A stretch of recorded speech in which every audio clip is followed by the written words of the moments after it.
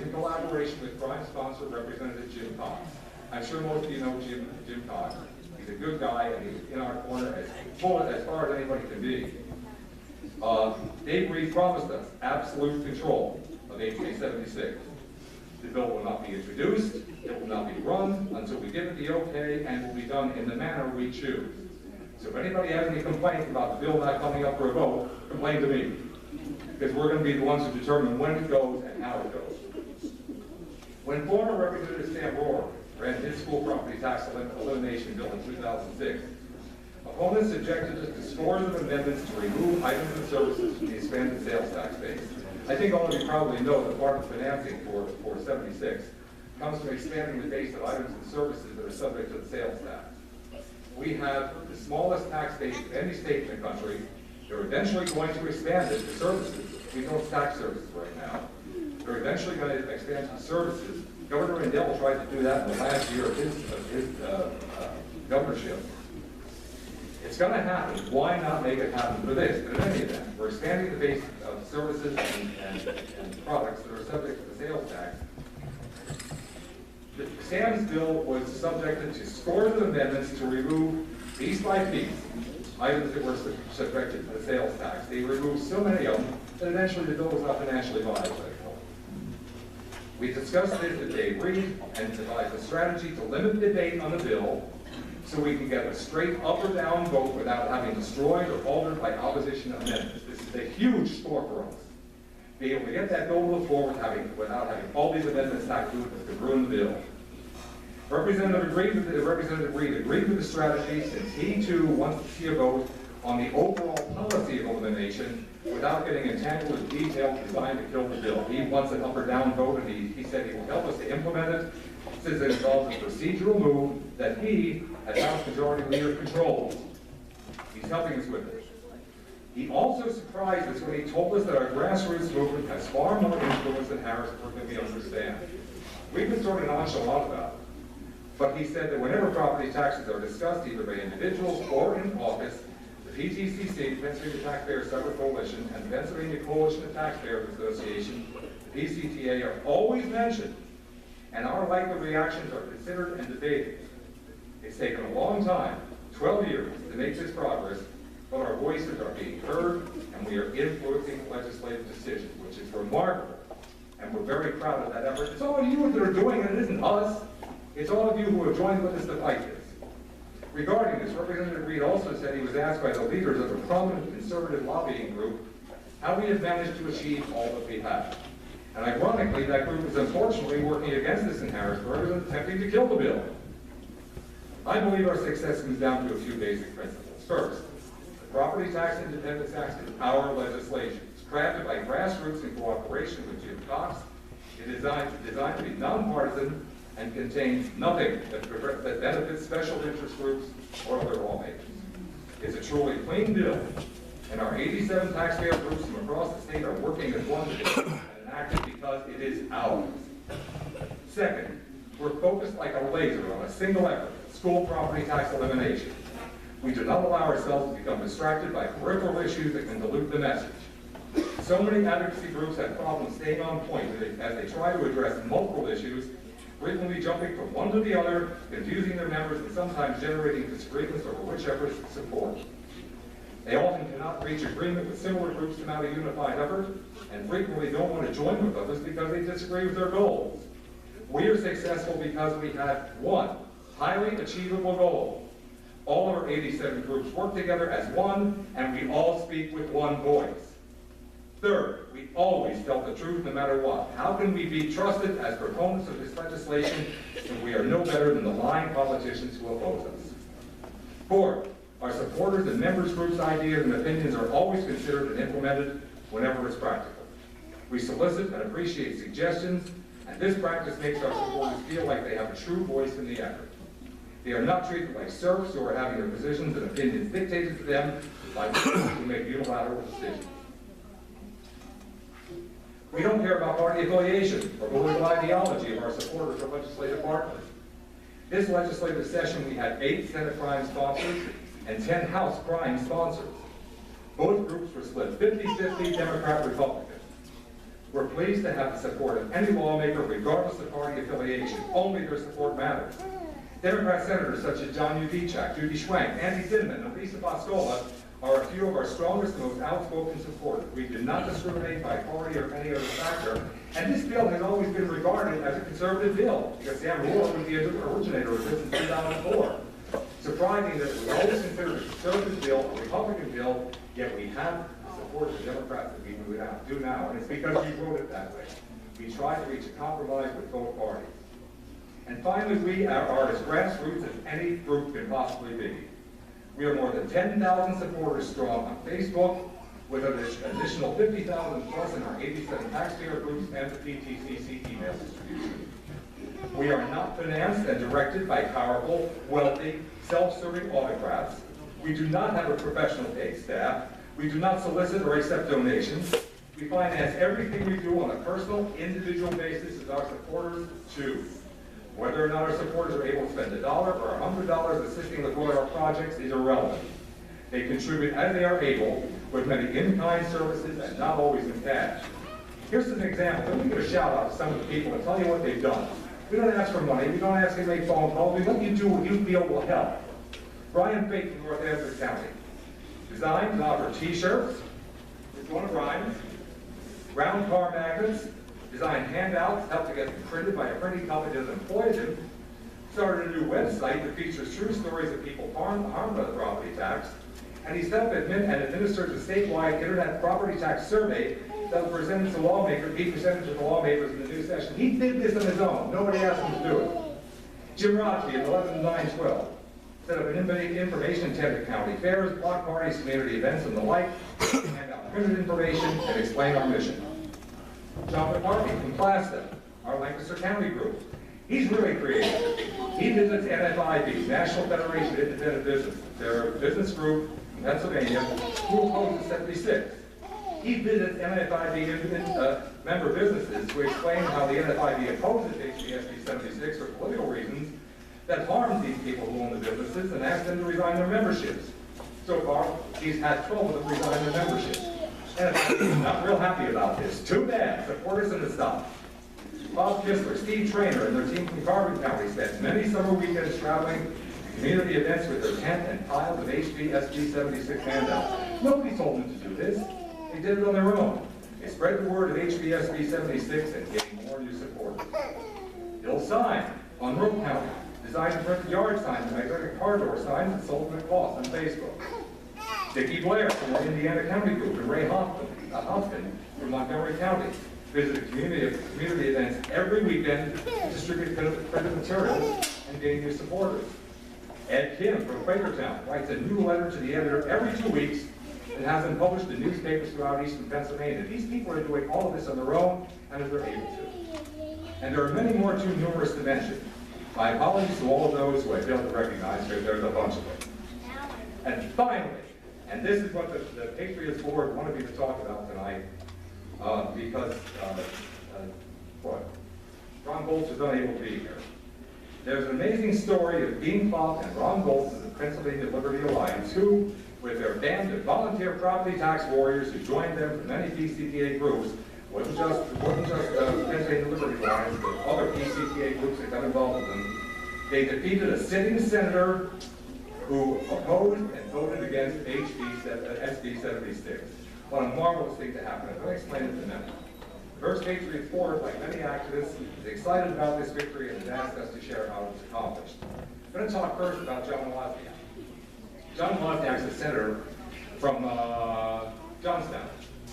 And Dean and his crew, about 3 years ago, did a number of the town hall meeting and a lot of door-to-door canvassing, handing out literature, talking to people about the bill, culminating in a town hall meeting. I did the explanation of the bill at that town hall meeting, and Senator Wozniak was there. He came in as an opponent. He listened quietly to the 40 minutes or so of the presentation, and then we allowed him to go out afterwards and offer a rebuttal. He gave us all the usual negative talking points, and I was able to refute every one of them.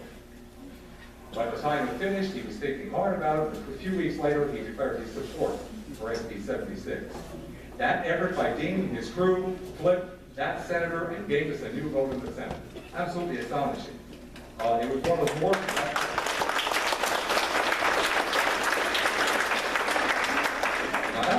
That was one of more than 100 that have been given over the past 2 years throughout the state. And I want to take a brief moment to thank Ron Bolts and Jim Rothke for picking up the torch last year when I became too ill to continue.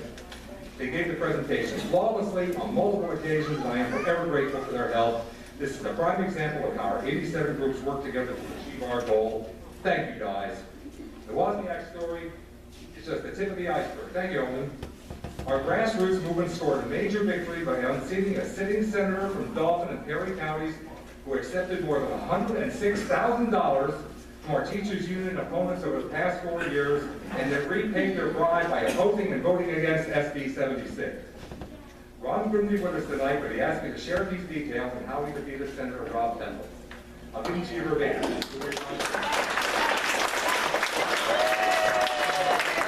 Ron said we passed out 9,000 flyers and 9,000 informational SB 76 trifold throughout Temple's 2 county districts, mostly through door knocking, but also in shopping centers.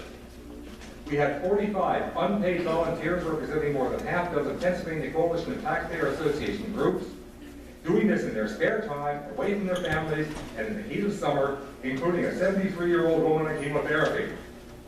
We ran ads in the Perry County newspaper that were financed by the PLA and volunteer contributions. Pat Garrett. How many of you heard of Pat Garrett? Yeah. Pat Garrett ran 2 weeks of radio ads at no charge, letting his listeners know about Temple's. We had volunteers at the Perry County Fair handing out SB 76 information for the entire week, and it even stood right in front of Templeton's booth. You think it pissed him off? We went, in fact, he called the organizer of the event and had them go over and chase the canvassers away. They went right into Templeton's neighborhood, which, when combined with Perry County effort, caused him to overreact. It backfired by bringing media attention that eventually turned to the property tax issue. The result of this was that the issue came up time and again in print media, online articles, TV news clips, and debates. Dean and the group stood in front of Templeton's house and took a picture of them standing in front of his house and published it on the web. It didn't make Templeton very happy. He went back whining to Jay Costa, the Senate Minority Leader, about what Dean and his people did to him, how they were frightening children and chasing people away. Senator Costa had one of his staff write a threatening letter to Dean, telling him he should stay away from Templeton's house, stay away from his public meetings, stay away from his district offices. Whoa! And it was written on Senate letterhead. Misuse of government property. This is a private individual, and he used Senate letterhead to do it. But worse, where does he come off saying that you can't go to his town hall meeting? You can't walk in front of his office. Official oppression from the Senate Democratic leadership.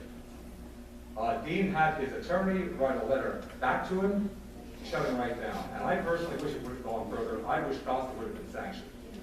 Because what he did was wrong, and what he did was illegal. The man should be in jail. Anyhow.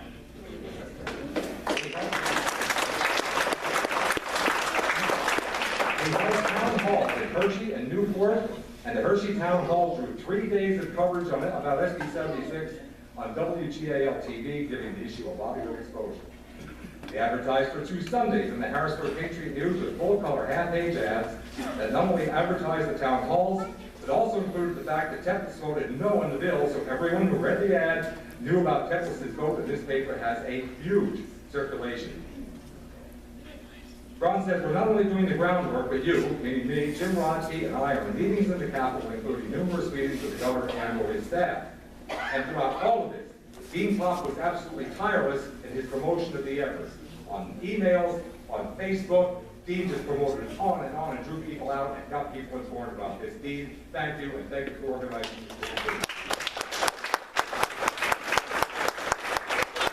We all believe that we absolutely made the difference in the minds of these voters.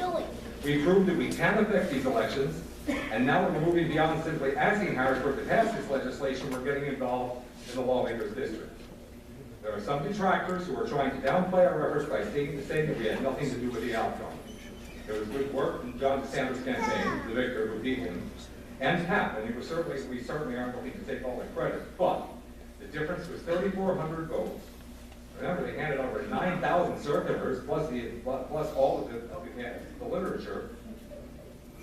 The vote difference was 3,400, and we absolutely made that difference. Looking at the work we did, we take a fool to think that we didn't affect the 3,400 votes that defeated Rob Teplitz. That's Ron Boltz's take on how being Rob was accomplished. We couldn't agree more with his conclusions. And although there were those who like to try to discredit what we've accomplished, it is viewed much differently in the halls of the Capitol. Without exception, everyone in Harrisburg with whom I've spoken during the past week has said the same thing. Our efforts were absolutely responsible for removing Senator Rob Teplitz.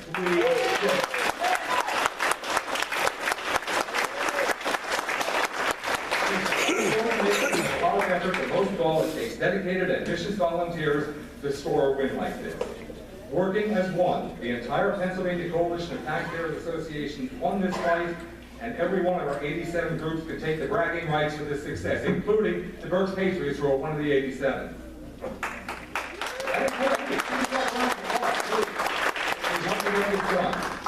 We also sent a strong message to the opposition Harrisburg lawmakers who are more beholden to their high-powered, big-money special interest contributors than they are to the welfare of the people of Pennsylvania.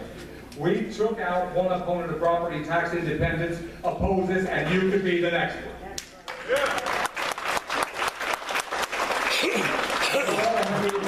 September 20th, I began my 13th year working for this cause, and right now I believe the stars are finally aligning, and I'm more positive about passage than I have ever been. We have made great strides since our movement started in 2004, and we're making a definite difference. With everyone's help, we will win this. I'm going to open it up to Q&A, and I'd like to invite Jim Rodkey up, because he's heard a few comments out of Harrisburg around the election. So come on up, Jim. Jim Rodkey, for those of you who don't know him, is the leader of the 11 and 9 Fellow Group. He is my friend and comrade, and we're working together all the time.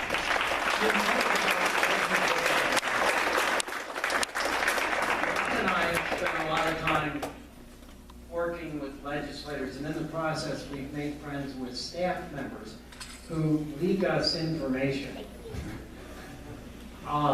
which we're very grateful for. One of the leaked information that we just recently received is that this Teplitz defeat has shaken the very core of Harrisburg. Not just with our legislators, but with some of the special interest opposition. Because we've never held back. We've never kept anything away with what is going on behind the scenes. Everything that we're allowed to tell you, we've told you. But the idea that we have them quaking, the idea that they're worried, as David said, because part of our strategy is not to tell you who we're coming for, not to tell you when we're coming. Our strategy has been to show up and be a thorn in their side.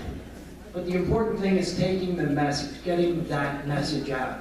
So to everybody who knocked on doors, to everybody who went around and spread the word, it was an instrumental and very, very important defeat. One thing you should know, internal polling, just 1 week from both Republicans and Democrats, Teplitz had a 9-point lead. On election night, he lost by 3.5 percentage points. So that's a 12.5% spread. There has to be a reason for that. Something changed the minds of the voters. That was the efforts of Dean, the efforts of Ron, the efforts of others. And I got to tell you, David, it was the first time that Ron and David and I stood in a room together on property tax in Hershey.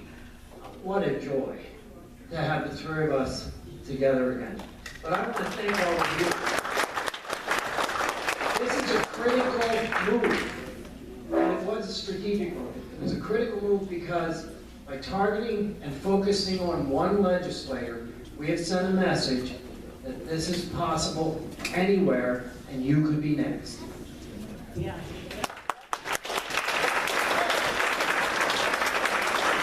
Thank you. Before we go any further, David, I gotta just recognize Dean. Please stand up. Absolutely.